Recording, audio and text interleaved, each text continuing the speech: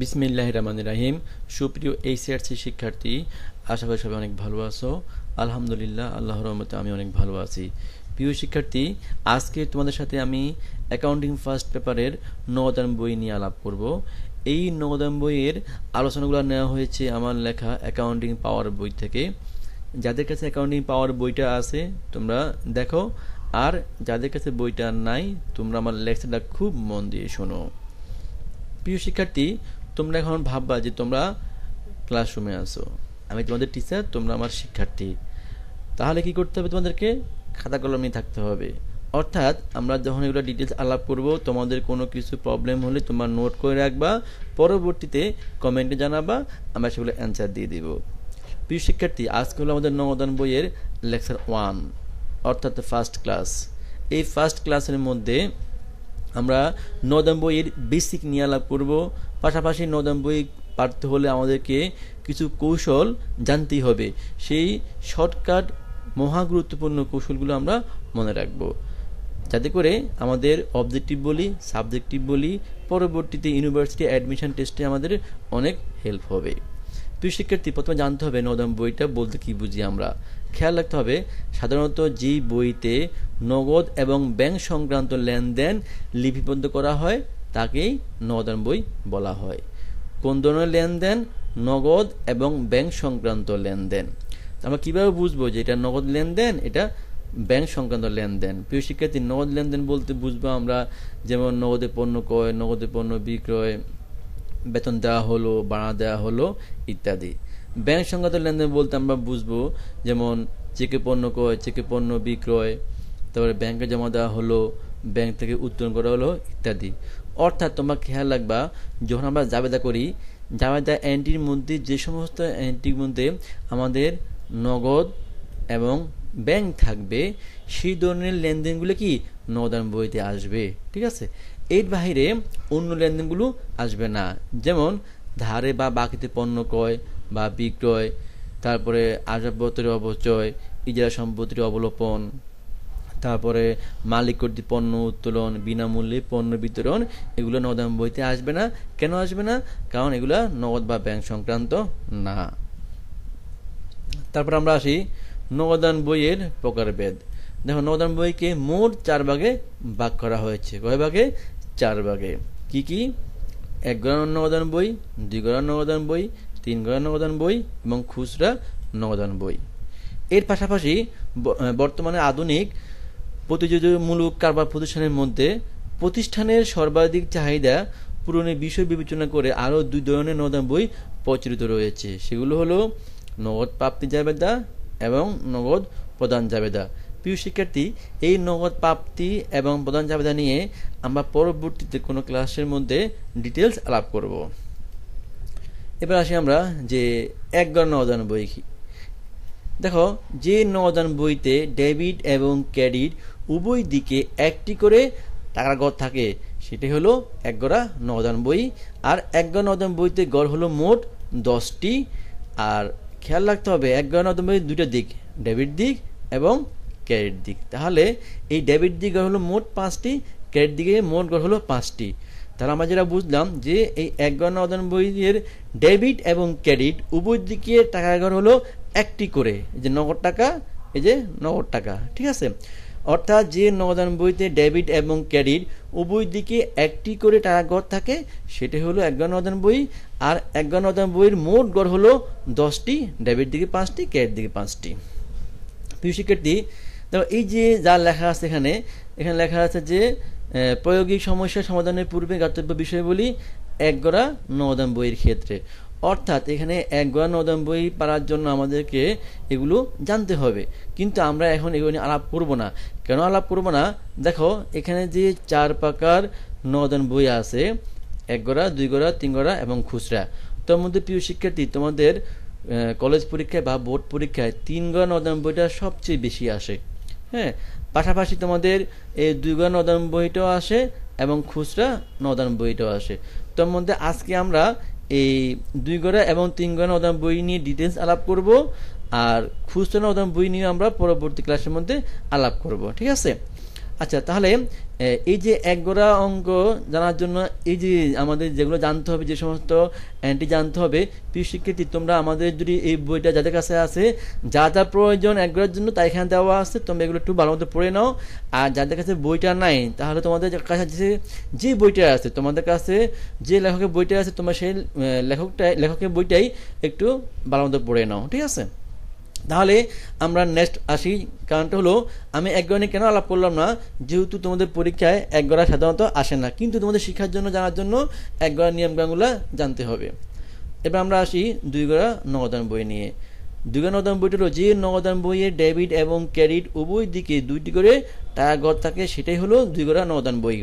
আমরা একবার পড়ছিলাম কি ডেবিট এবং ক্রেডিট উভয় দিকে একটি করে, এখানে কি শিখলাম দুইটি করে। সে দুইটি কি কি? নগদ টাকা এবং ব্যাংক টাকা। এই যে নগদ টাকা এবং ব্যাংক টাকা। আর দুই গড়া নগদান বইয়ের গড় হলো মোট 12টি, এক গড়া হলো মোট 10টি, আর দুই গড়ার কয়টি? মোট 12টি, ঠিক আছে? ডেবিট দিকে 6টি, ক্রেডিট দিকে 6টি। তারপর আমরা আসি তিন গড়া নগদান বই। তিন গড়া নগদান বইটা হলো যে নগদান বইয়ের ডেবিট এবং ক্রেডিট উভয় দিকে 3টি করে টাকা ঘর থাকে। প্রিয় শিক্ষার্থী খুব মজার জিনিস দেখো, এক গড়া নগদান বইয়ের ডেবিট এবং ক্রেডিট উভয় দিকে টাকা ঘর হলো 1টি করে, দুই গড়া হলো 2টি করে, তিন গড়া হলো 3টি করে। আর তিন গড়া নগদান বইয়ের মোট গড় হলো কয়টি? 14টি, ঠিক আছে? এক গড়া নগদান বইয়ের মোট গড় হলো 10টি, দুই গড়া হলো 12টি, তিন গড়া হলো 14টি। ডেবিট দিকে 60টি, ক্রেডিট দিকে 60টি, ঠিক আছে? এটা খেয়াল রাখতে হবে। আর ডেবিট দিকে টাকা ঘর 3টি কি কি? নগদ টাকা, ব্যাংক টাকা, বারটা। দেখো ক্রেডিট দিকে হলো নগদ টাকা, ব্যাংক টাকা, বারটা। প্রিয় শিক্ষার্থী তোমাদের অবজেক্টিভে আসতে পারে যে তিন গড়া নগদান বইয়ের মোট গড় কয়টি? 14টি। যদি এটা আসে যে তিন গড়া নগদান বইয়ের মোট টাকা ঘর কয়টি? মোট টাকার ঘর, তাহলে কিন্তু হবে 6টি। সেটা কীভাবে? এই ডেবিটের 3টি, ক্রেডিটের 3টি, মোট 6টি। কিন্তু আমাদের শিক্ষার্থীরা ওই 14টিটা অ্যান্সার করে দেয়। খেয়াল রাখতে হবে, যদি বলে মোট গড় কয়টি, তাহলে হবে 14টি। ডেবিট দিকে 60টি, ক্রেডিট দিকে 60টি, মোট 14টি।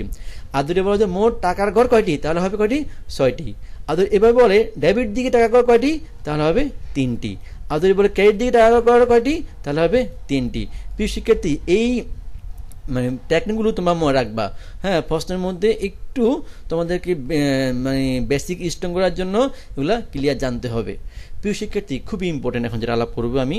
দেখো এই যে তিন গড়া নগদান বই, ডেবিট দিকে টাকা ঘর 3টি, নগদ ব্যাংক বারটা, ক্রেডিট দিকেও 3টি, নগদ ব্যাংক বারটা। এবং প্রশ্ন হলো এই ডেবিট দিকে কোন নগদটা আসবে, ক্রেডিট দিকে কোন নগদটা আসবে। তোমার ডেবিট দিকে কোন ব্যাংকটা আসবে, ক্রেডিট দিকে কোন ব্যাংকটা আসবে, ডেবিট দিকে কোন বারটা আসবে, ক্রেডিট দিকে কোন বারটা আসবে, এটা আমাদের খেয়াল রাখতে হবে। প্রিয় শিক্ষার্থী এখন যেটা বলবো খুব মন দিয়ে শুনো, এটা ভালোভাবে মনে রাখবা। সেটা হচ্ছে দুনিয়া সমস্ত নগদ প্রাপ্তিসমূহ ডেবিট দিকে নগদ করে বসবে, ঠিক আছে? দুনিয়ার সমস্ত নগদ প্রদানসমূহ ক্রেডিট দিকে নগদ করে বসবে। অর্থাৎ নগদ টাকা কারবারে আসলেই, কারবারে বৃদ্ধি পেলেই ডেবিট দিকে নগদ করে বসবে, আর কারবার থেকে নগদ টাকা চলে গেলেই, হ্রাস পেলেই ক্রেডিট দিকে নগদ করে বসবে, ঠিক আছে?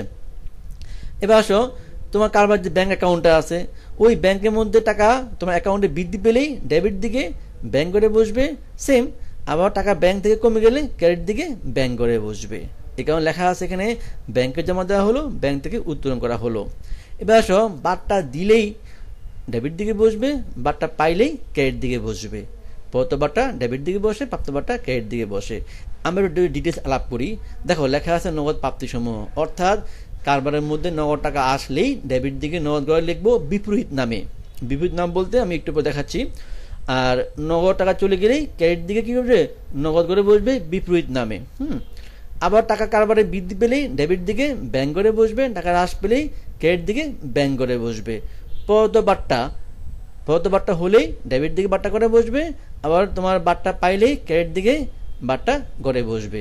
প্রিয় শিক্ষার্থী যদি আমরা একটু ডিটেলস ভালোভাবে চাই বুঝতে, তোমরা একটু খেয়াল করো। আমাদের এখন যেটা বলবো সেটা হচ্ছে, দেখো নগদের পণ্য ক্রয় 50,000 টাকা। এই যে নগদের পণ্য ক্রয় করছি আমরা, আমাদের দাদা কি হচ্ছে ক্রয় হিসাব ডেবিট, নগদান ক্রেডিট। তাহলে আমরা যে পণ্য ক্রয় করলাম টাকা আসছে না চলে গেছে? চলে গেছে। আর টাকা যদি হ্রাস পায় কোন দিকে বসে, ক্রেডিট দিকে বসে। আমরা এই টাকা আলাপ করলাম, টাকা আসলে ডেবিট দিকে বসবে, টাকা চলে গেলে ক্রেডিট দিকে বসবে।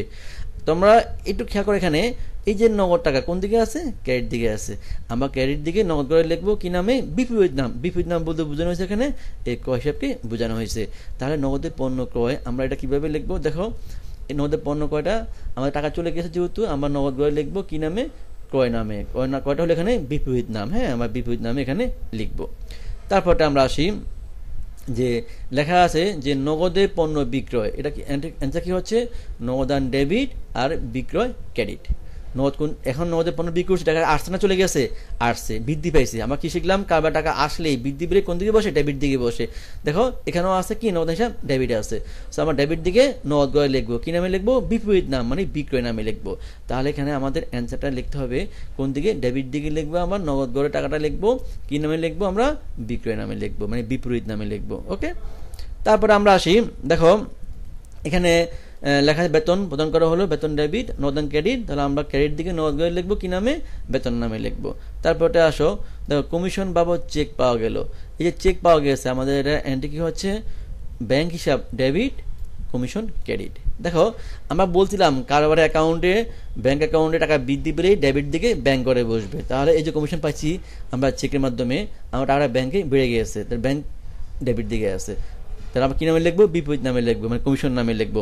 তাহলে আমাদের অ্যান্সারটা কিভাবে লিখতে হবে, আমরা এই যে ব্যাংক ডেবিট দিকে আছে, আমরা ডেবিট দিকে ব্যাংক করে লিখবো কি নামে লিখবো, আমরা কমিশন নামে লিখবো। ঠিক আছে, তারপরটা হলো যে বিজ্ঞাপন খরচ চেকে প্রদত্ত হলো, বা চেকে বিজ্ঞাপন দেওয়া হলো, বিজ্ঞাপন ডেবিট, ব্যাংক ক্রেডিট। কারণ আমার এই যে চেকে বিজ্ঞাপন বাবদ আমরা টাকা দিলাম, হ্যাঁ মানে চেক দিলাম, টাকাটা উনি কি ব্যাংক থেকে নিয়ে যাবে, টাকাটা ব্যাংকে কমে যাবে, তাই ব্যাংক থেকে কমলে কি হবে, ক্রেডিট দিকে বসবে।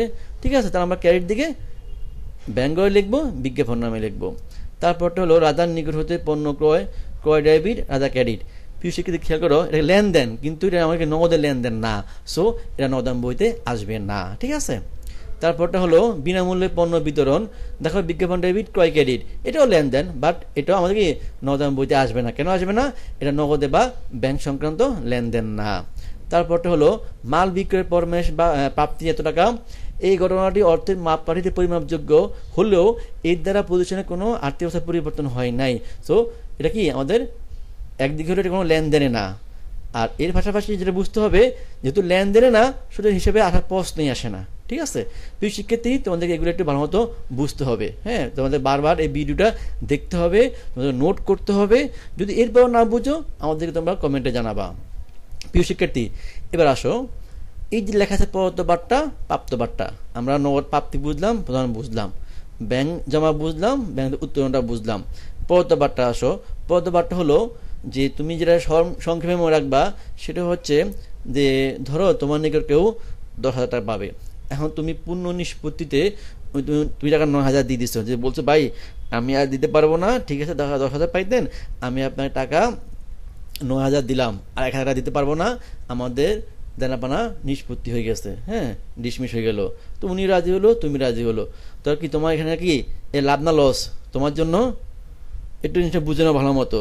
তোমার নিকট কেউ তোমার কাছে টাকা 10,000 পাইতো, এই টাকা 10,000 দেওয়ার সময় তুমি দিছো 9,000 টাকা, তুমি একটা কম দিছো, তোমার লাভ না, এই লাভের নাম কি হবে, প্রাপ্ত বার্তা। ঠিক আছে, আর এই যে প্রাপ্ত বার্তা তোমার লাভ আমরা কোথায় লিখবো, এই বার্তা করে লিখবো, খেয়াল রাখতে হবে।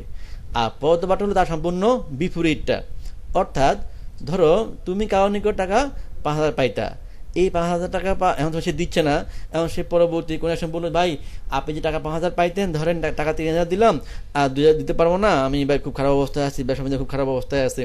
তো তুমি রাজি গেছো, ঠিক আছে আমার লাভ টাভ দরকার নাই, আমি টাকা 3,000 নিলাম, ঠিক আছে ওকে থাক, দেনাফানা নিষ্পত্তি, মাত্র টাকা দেয় না, যা পাইছে এই লাভ।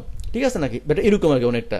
তাহলে তুমি টাকা পাইতা 5,000, তোমার টাকা দিছে 3,000, তুমি কি 2,000 ছাড় দিছো না, এটা কি তোমার লস না, এটা কি প্রদত্ত বার্তা।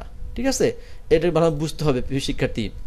তাহলে আমরা যেটা বুঝলাম, তুমি কারোর নিকট থেকে টাকা পাবা, সেই পাবার সময় হ্যাঁ তুমি যেটা কম নিতেছো, অর্থাৎ টাকা পাইতা 5,000, তোমাকে দিছে 3,000 টাকা, তুমি 2,000 টাকা কম নিছো, তোমার 2,000 টাকা লস, এই লসটার নাম কি প্রদত্ত বার্তা, তোমার এটা ডেবিট দিকে বার্তা করে বসবে।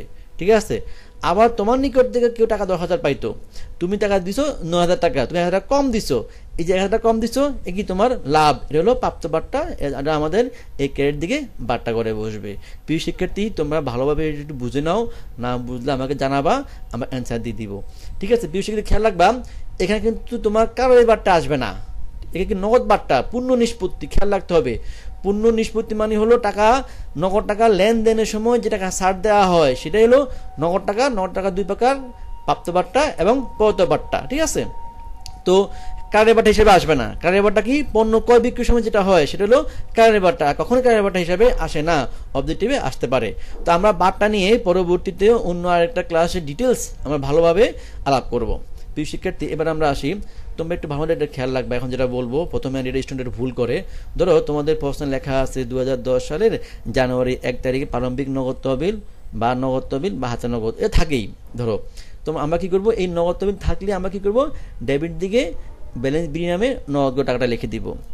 কিন্তু এই যে ব্যাংক আছে, ব্যাংকের ক্ষেত্রে একটু গ্যাঞ্জাম লেগে যায়। কিভাবে হয় একটু বুঝে নাও।